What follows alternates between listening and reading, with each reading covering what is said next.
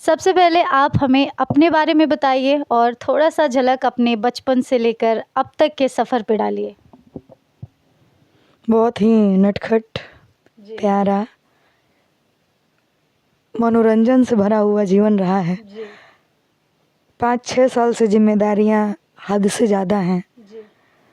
जो कि शायद एक लड़कियों पे नहीं होनी चाहिए। जी। तो जब बात बचपन की हो ही रही है और आपने बता ही दिया है कि आप बचपन में थोड़ी नटखट थे, तो क्यों ना थोड़ा और गहराइयों से जाना जाए, क्योंकि जिस तान्या झा को आज लोग जानते हैं, मुझे पूरा यकीन है कि उस तान्या झा के बचपन के बारे में भी लोग बेसब्री से जानने को कायल होंगे। तो कुछ ऐसी कहानियाँ, कुछ रोचक चीज़ें बताइए अपने बचपन से जुड़ी हुई, जिसे आप आज भी अगर याद करती हैं तो आप एक बार हँस उठती हैं। जब हम बच्चे थे तो बच्चे क्या, जब हम 9th क्लास में थे ना, तो अपने लिए एक डायरी लिखा करते थे। अच्छा, तो यानी कि तान्या झा को डायरी लिखने का भी शौक था। तो बताइए डायरी में क्या-क्या लिखती थी आप? सुबह से मैं रात तक जो भी करती थी, मैं पूरे डायरी में नोट करती थी। यहाँ तक कि मेरे डायरी के ऊपर लिखा था कि मैं एक चोर हूँ। चोर? तो आपने ऐसा क्यों लिखा था? क्योंकि मैं घर में सबको पैसे चुराती थी। तो आज की सबसे बड़ी खबर, तान्या झा पैसे चुराती थी। किसके और किस लिए आइए जानते हैं। बताइए ना। नानी जी जर्दा खाती थी। जी। उनके झोली में पैसा रखा रहता था। गुल। और फिर वो पैसे का आप क्या करती थी? टॉफ़ी खाती थी? एक वो आता था, चाँद सितारे आता था, हाँ। नींबू आता था, हाँ। 50 पैसे में मिला करती थी। वो सबसे ज़्यादा मेरा फ़ेवरेट था, नींबू खट्टा-मीठा। हाँ। वो बहुत ज़्यादा खाते थे हम, पैसा चुरा के। आपने ये बता के सभी के बचपन की यादें ताज़ा कर दी, क्योंकि जहाँ तक मुझे उम्मीद है, कमेंट में ज़रूर बताइए कि कौन-कौन ये सारी चीज़ें ट्राई किया है एटलीस्ट। असली बचपन वही था जब चाँद सितारा मिला करता था, है ना?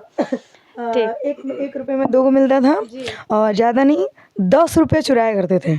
पर डे के हिसाब से 2 रुपए चुराते थे। शाम होता था तो एक बिस्किट आता था पहले, कोकोनट, 18 रुपये में फ़ाइल मिलता था, जिसमें 30 बिस्किटें शायद होती थी। उसको हम लोग बोरा बिस्किट कहते थे।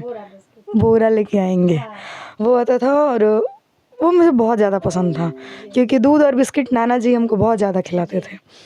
तो बहुत अच्छा रहा है मेरा बचपन।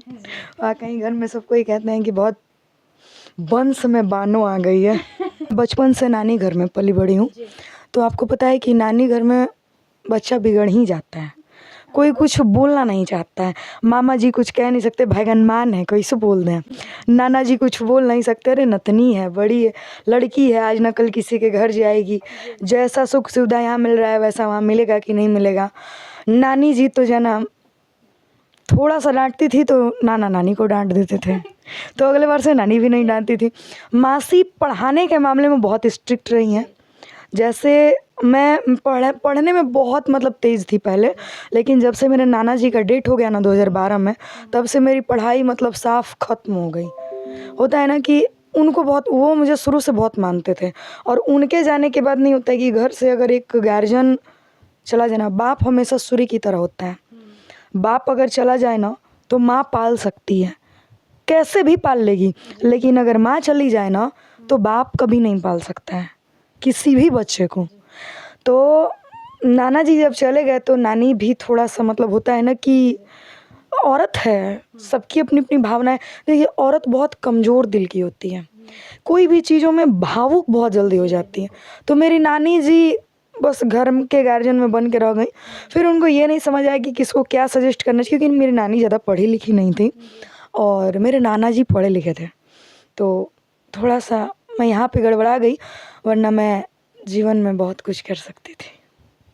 मतलब कह सकते हैं कि परिवार एक ऐसा चीज़ होता है कि जब उसमें कुछ हो जाए, सोचिए कि अगर आपकी कोई पसंदीदा चीज़ हो और वो चीज़ आपसे छिन जाए, तो आप उसको पाने के लिए क्या कुछ करेंगे। और यहाँ तो बात परिवार की हो रही है।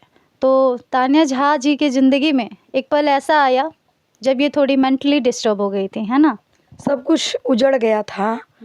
उस समय तो उतना समझ नहीं था, 2012 में खेलने खाने कूदने की उम्र थी, उस वक्त इतना नहीं समझ है। लेकिन 2022 में मेरी पूरी दुनिया ख़त्म हो गई, जिसके बाद से ना मुझे घर से कोई मतलब रहता है, मतलब किसी से कोई मतलब नहीं रहता।